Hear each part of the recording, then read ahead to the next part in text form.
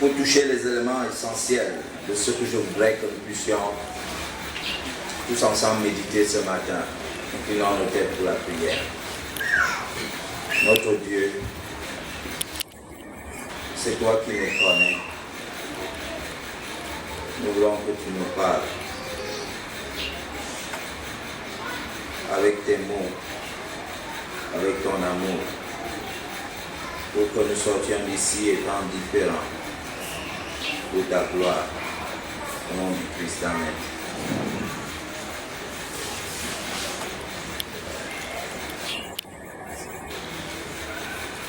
J'aimerais que vous puissiez tourner votre Bible dans le livre de 2 Corinthiens au chapitre 9. 2 Corinthiens chapitre 9. Et ce serait souhaitable pour vous de prendre quelques minutes.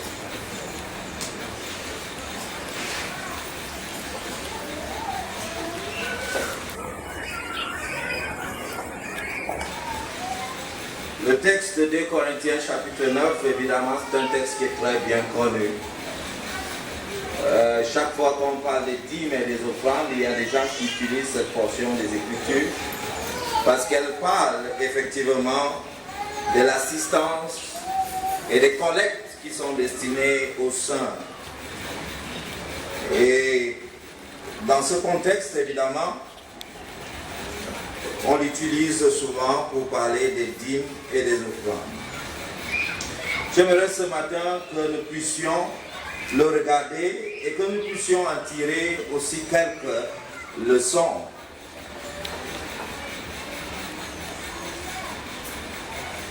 Je voudrais que nous puissions parler de quelques ingrédients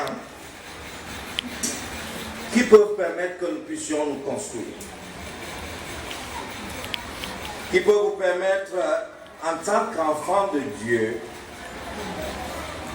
de vous construire.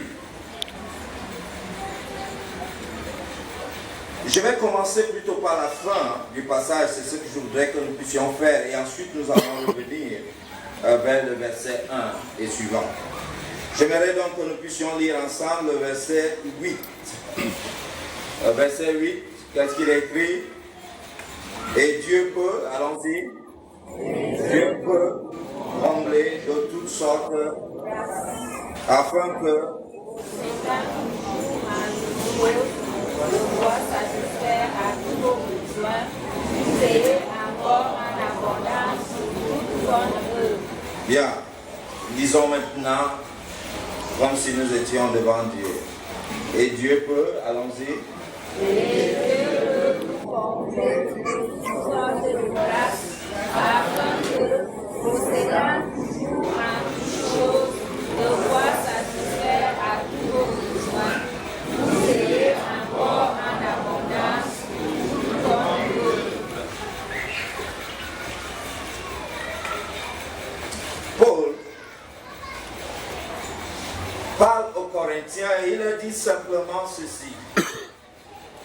Dieu peut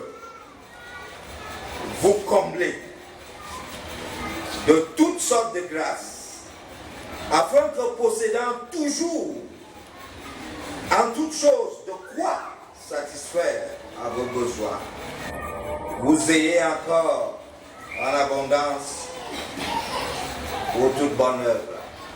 Amen. Est-ce une bonne nouvelle? Est-ce une bonne nouvelle?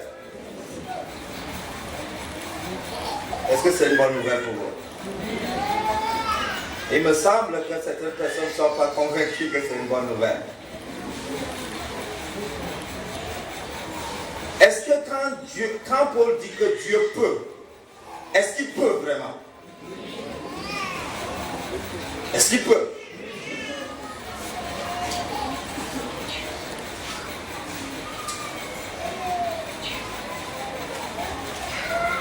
Moi, je crois que Dieu peut.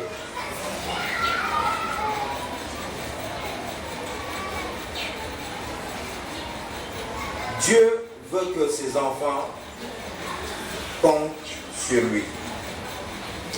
Et c'est ça que Paul voudrait dire. Et dans ce texte, Dieu dit simplement, je veux que vous puissiez compter sur moi.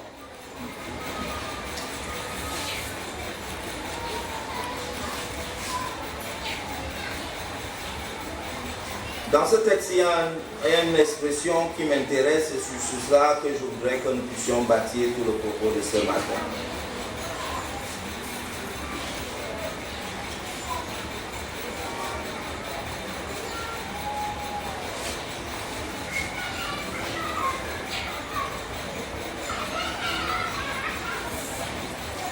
Bien. Comptez sur la grâce. Comptez sur la grâce. Comptez sur la grâce de Dieu.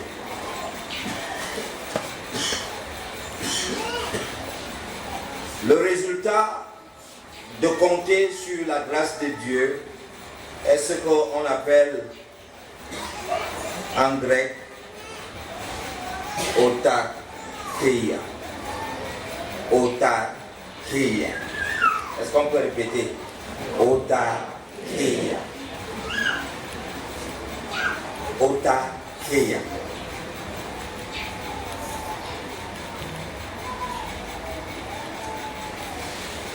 C'est quoi l'autarkeia?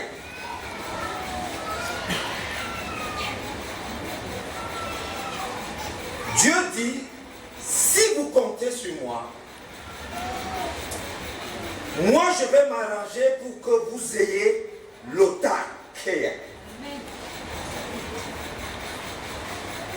Qu'est-ce que c'est que l'autarkeia?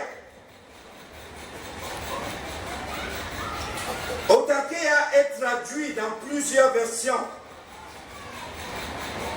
par de quoi satisfaire. Et on peut ajouter le mot besoin parce qu'il n'y a pas, quand on fait des traductions, on dit autarkeia, ça veut dire de quoi satisfaire. Et on ajoute vos besoins pour que ce soit complet. Mais quand on parle de l'autarkeia en grec,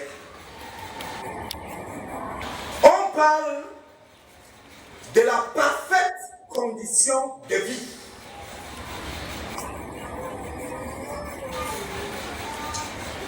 On dit que quelqu'un est autarkeia quand il a une parfaite condition de vie.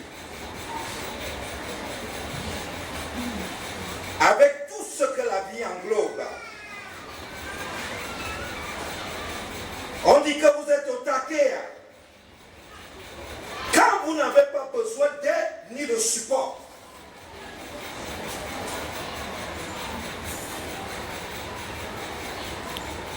Autarkeia signifie quoi, premièrement? Ça signifie quoi? J'ai dit ça. Ça signifie quoi?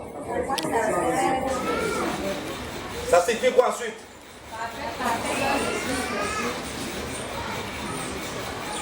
Une parfaite condition de vie. Quand quelqu'un est dans les conditions de vie parfaites, on dit qu'il est comment? Autarkeia. On dit que vous êtes autarkeia quand vous êtes sans besoin. C'est-à-dire que vous n'avez aucun besoin. Ensuite, vous n'avez besoin d'aucun support ni d'aide. Quand quelqu'un est autarkeia, c'est quelqu'un qui ne peut pas demander de l'aide du support. En fait, l'autarkeia, c'est ce que simplement on enseigne aussi dans l'Ancien Testament. Quand Dieu dit que vous serez la tête et non quoi? Que vous serez en haut et non comment? Que vous allez prêter, vous n'allez jamais comment? C'est ça que Paul reporte tout simplement en disant, Dieu veut que chacun d'entre nous soit comment? Autarkeia.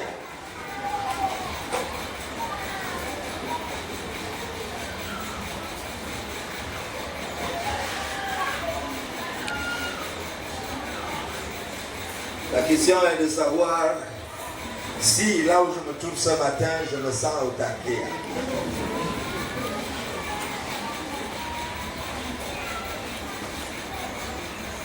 Et pourtant, Paul dit que, et Dieu peut.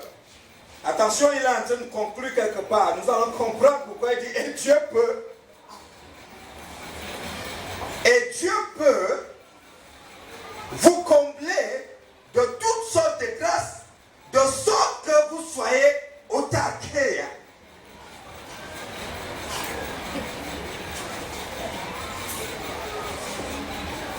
Qui se sent au taquet?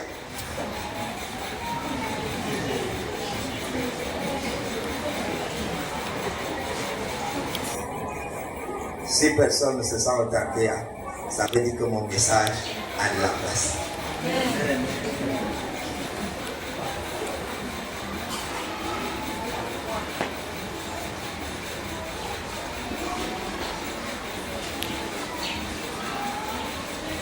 Et quand il explique,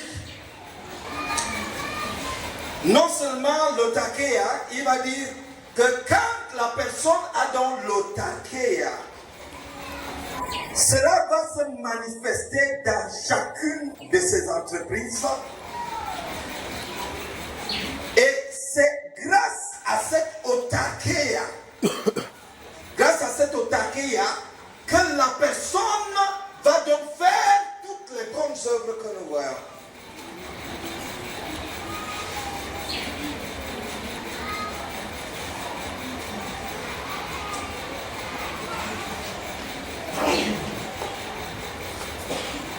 Quand j'essayais d'étudier ce texte, je ne comprenais pas.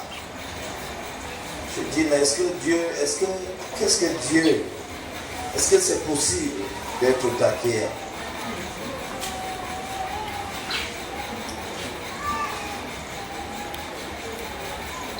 Est-ce que c'est possible que quelqu'un peut suffisamment avoir tout, de toutes les manières, en tout temps? Est-ce que c'est possible? Mais Paul répond à la question, il dit, et Dieu fait comment? Peut le faire. Peut le faire. Est-ce que ça dépasse Dieu? Ça ne dépasse pas Dieu. Mais comment est-ce que Paul arrive à cette conclusion? Merci. Comment est-ce que Paul arrive à cette conclusion? Et Dieu peut vous combler. Il peut vous donner cette otakeia. Paul va d'abord commencer à expliquer aux Corinthiens un ensemble de choses qui permettent à Dieu de travailler l'otakeia en une personne. Il dit, quand cet ensemble de choses sont réunies, alors Dieu peut vous donner quoi? L'otakeia. Et ce sont ces choses que je voudrais que nous puissions examiner ce matin. Remontons donc maintenant à partir du verset 2. Paul est en train de parler aux Corinthiens. Il va apprécier un certain nombre de choses. Et ce sont dans ces éléments-là que se trouvent les éléments que Dieu utilise pour permettre qu'une personne puisse être au taquet. Donc il va commencer au verset 2 et il va dire, je connais en effet votre bonne volonté, dont je me glorifie pour vous auprès des Macédoniens en déclarant que l'Achaïe est prête depuis l'année dernière. Et ce zèle de votre part a stimulé le plus grand nombre. Première chose que Paul nous enseigne. Maintenant, vous commencez et vous notez les choses que je vais dire. La première chose que Paul enseigne à travers ce texte, il dit, pour que quelqu'un arrive et Dieu peut te combler, la première chose qui doit être manifeste, et il loue les Corinthiens pour cela, la première chose qu'on doit retrouver dans la vie de cette personne, c'est ce qu'on appelle en grec la protunia kokaomai.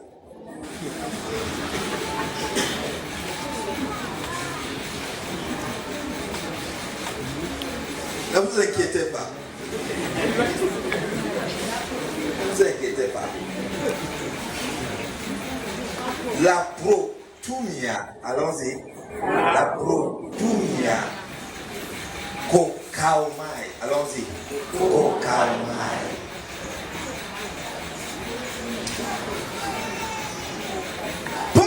loue votre protumia kokaomai. C'est traduit ici par la bonne volonté. Mais la protumia kokaomai, dans un sens profond, veut dire un intérêt exceptionnel pour quelque chose. Donc Paul dit, ok, Dieu veut faire des choses pour nous. Mais il y a d'abord la première attitude que nous devons avoir. C'est que quand vous vous engagez, quand vous voulez faire quelque chose, il faut avoir un intérêt commun exceptionnel. Attention. Vous pouvez avoir des intérêts pour autre chose, mais quand c'est cette chose-là, c'est un intérêt commun exceptionnel.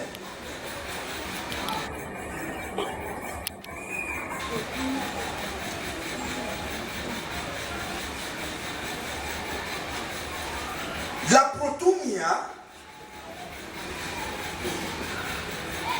est cet intérêt qui suscite le témoignage.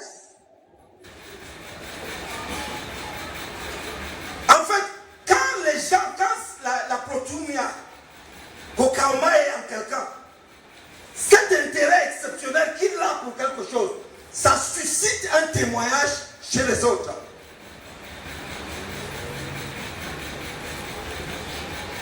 Je connais en effet votre bonne volonté dont je me glorifie pour vous auprès des Macédoniens.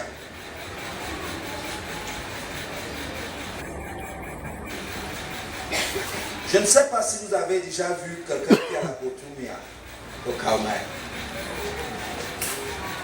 Généralement à l'église, si vous remarquez bien, quand on veut pointer quelqu'un, on dit ah, la personne qui va faire le ministère personnel, c'est parce qu'on voit qu'elle a un intérêt exceptionnel, n'est-ce pas, pour cette chose. C'est-à-dire qu'on reconnaît en elle qu'elle a de la protumia kokaomai. Et ce qui est là, c'est que la manière avec laquelle elle a l'enthousiasme pour cette chose, l'intérêt qu'elle met à cette chose, suscite déjà un témoignage auprès des autres.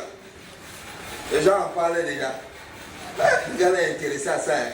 Oh, parfois on a la protumia kokaomai vis-à-vis d'une personne, une femme.